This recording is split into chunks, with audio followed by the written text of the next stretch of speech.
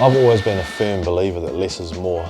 You deal with a lot of clients that want to put a phone book on the outside of their vehicle or on the outside of their building. People don't stop and read that. And when was the last time you followed a car and thought, a shower company, I'll just give them a quick call.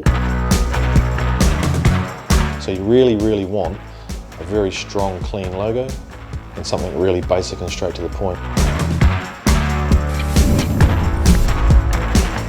Sign industry, people that probably don't know, sign industry is it's a pretty heavy trade. So back in the day it was a 5-year trade to get qualified. It's changed a little bit now with digital, but we constantly have been advocates for the trade. So we are always putting in new apprentices. We have 3 apprentices training at the moment, 12 tradespeople in the building. So you know, we are focused on our trade as such, and we're proud of our trade. I guess 18 staff brings some big challenges though. 18 staff brings challenges where, especially in the factory, so for me as general manager, I'm constantly making sure everyone are okay and making sure everyone's in the right place at the right time. You get a lot of workshop dynamics amongst 18 staff. Good blend of male and female as well. Is there, or what is the particular advice you would have for, let's say, a business that is looking to rebrand, or is they've just acquired the business? What are some of the important considerations when thinking about signage for, let's say, your main premises and your vehicles? I've always been a firm believer that less is more. You deal with a lot of clients that want to put a phone book on the outside of their vehicle or on the outside of their building. People don't stop and read that. So you really, really want a very strong, clean logo and something really basic and straight to the point. You don't want to be sticking too much menu and phone numbers. I mean, when was the last time you followed a car and thought, geez, a shower company, I'll just give them a quick call? You don't do it. Your memory will grab that logo, stick it in your head, and then you'll think of that logo if it's any good, and that'll be your first port of call when you go to use that industry. One of the best things you can do is a good sign written vehicle. It's mobile, it's around town, it's not static, and it can give an illusion of a bigger company. I was doing a bit of thinking about this actually. I was thinking, where does signage fit in terms of modern branding with people spending time on Facebook and Instagram? And the thing I think that you've got as an advantage when you invest in your signage, it's a one-time investment. Whereas if you invest in Facebook and Instagram, it's not really an investment, it's a monthly cost to get the same reach per 1,000. But if you've got a retail premises and you've got 10,000 cars passing a day, it's pretty low cost to put a good pylon signage up there if you can, for all those people to see every single day. Yeah, and another powerful thing there would be obviously to make sure that your brand's uniformed. So if you're passing by a building and the building logo is slightly different colour to the vehicle, or it's it's an older logo on the building than the car, it's a bad thing. If it's all uniformed, really strong.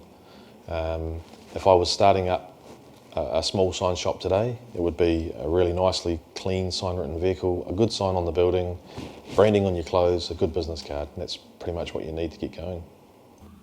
Now, looking through your manufacturing here in Upper Hutt, this is no small operation. It's almost like an aircraft hangar when you walk in.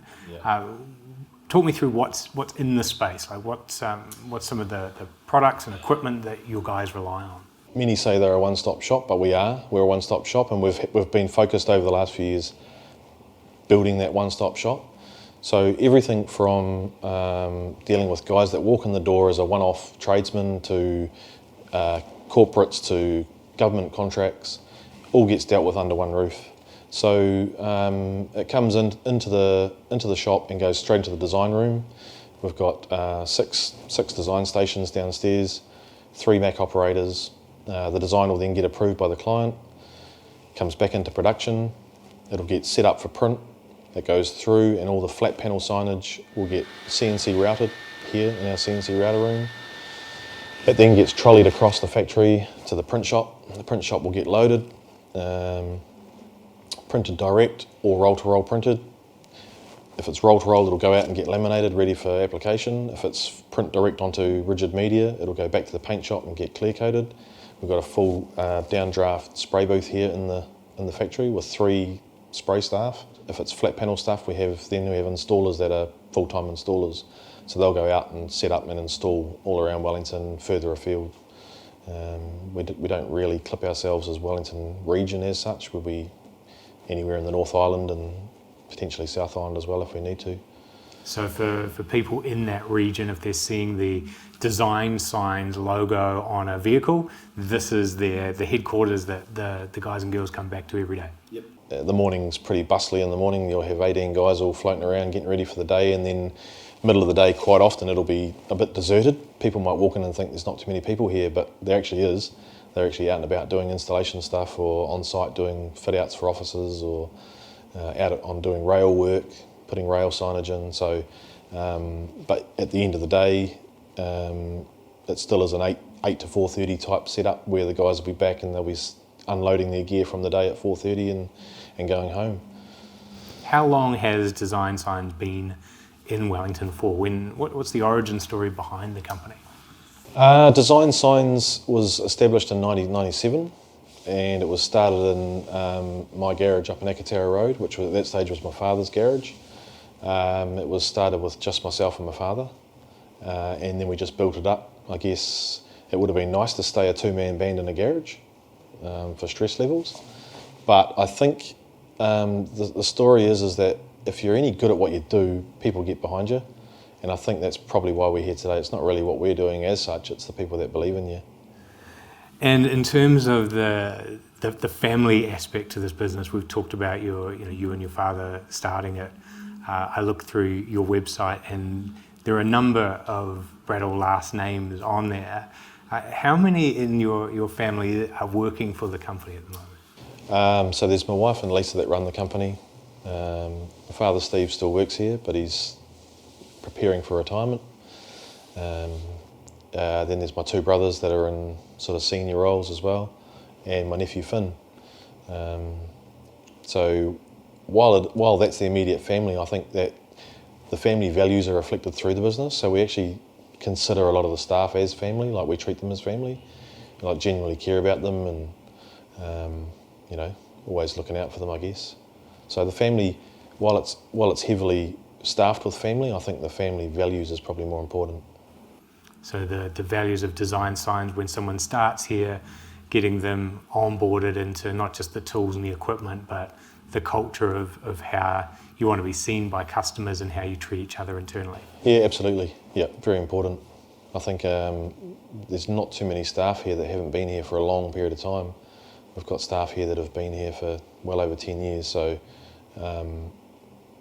I guess if you lose a long-term staff member, it's like losing a family member, and that's probably quite relative for us. It is a family-orientated business.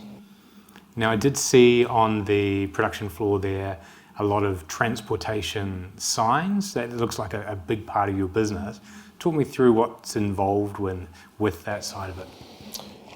We do a lot of work in the transportation wayfinding signage, and we've developed a lot of products in that market as well. We're constantly striving to identify an area where there can be mass improvement, and we sort of see ourselves as problem solvers for a lot of these guys. But we have got a big focus on wayfinding signage, so we do a lot of wayfinding signage with rail and bus, right through from designing the area maps and timetables right through to the final production. So I guess we are a specialist in the wayfinding public arena. And so these are signs for people that are trying to get from A to B and maybe don't know their way or need to know an update on whether their route is open today or not. What are some of the considerations, either in signage or in the design of it, that are important when you're putting together these wayfinding solutions? So we're working with teams within those industries and coming up with the best solution together. But there is a lot of focus on with wayfinding colours. The latest one that's going out now is bus replace trains for Metlink, so a lot of that's related to pink signage. So one of the products that's a proudly New Zealand made product is our BRT LED, which is bus replace trains LED, and that'll be a pink illumination, which then relates back to all the pink signage. So you can basically get out of your car, realise that there's a bus replacing a train today, and follow the little pink signage to that bus stop to get you on your way. So we basically have to think as a customer together with Metlink or any end user and find our way through the process to make sure it's going to be a success. So quite an exciting thing to get one of those large government contracts. What does it mean when you're having to create a brand new solution where maybe traditionally that government department may have found something that was internationally made off the rack for them? Yep, and that's exactly what happens, and it's happening more and more. So I guess there's two different types of people in our market. There's guys in our market that will source stuff from overseas because it's tried and true and it's just off the shelf and they can buy it and import it and off a pallet and put it up. Whereas we'll look at it and think it's not really fit for purpose, it's not sustainable, there's no focus in adapting it to suit the New Zealand market. So we will, again, rip it apart, problem solve and figure out a better option, which is exactly what we've done with our latest unit. You had to come up with a design, right? So there was a French version of it. Yeah. What was wrong with it for this particular? Okay, so what was wrong with the opposition's sign, I guess, was that it was completely made from plastic, not a good plastic. The LED screen itself was a single colour LED, really probably about 10 years behind the times. It was a low resolution. There wasn't much sustainable about it at all. It was running lead acid batteries for battery backup. These things are hooked up to car park lights, so in the daytime they're turned off, so they run off a battery. So we had to be able to increase the resolution of the screen, which then means you need more battery power. So we've gone to a lithium battery, locally sourced here in the Hutt Valley, which will run for longer than the lead acid batteries and power more than the lead acid batteries. So we had to think about the whole process, how it can be bigger, brighter, smarter as far as full colour LED, RGB, and be able to power it and be efficient overnight when it's charging. You joined New Zealand Made at I think it was in last year, wasn't it? So we, obviously with some of these little items that we've been building, we it's like a light went off. This is a New Zealand made product. How do we fly the flag for a New Zealand made product when we're battling against international companies? And everyone knows the blue triangle with the red Kiwi, right? So it was a no-brainer. And coming through the front door, you've actually installed the New Zealand Made logo, and probably one of the best examples I've seen of it nationwide. So thank you for doing it justice. Well, we've quickly discovered that New Zealand Made as a brand needs to be recognised as well. There's a few brands that we're associated with that we're proud of, but out of the large range of brands that we're associated with, New Zealand Made, you guys have supported your users better than anybody. They're a great bunch of guys and girls that look after their end users. So yeah, we're proud to put it on the wall. It's great to see it, and I appreciate the feedback. It is an amazing community of nearly 1/3 Kiwis. Wow. That work in making and manufacturing. So 1 in 10 of us in New Zealand are in this collective industry with all the different skills. So it's great to have you on board. Awesome. And that's probably a great place to wrap up this chat. Yep. Thanks very much for being a part of the show. No worries, thank you.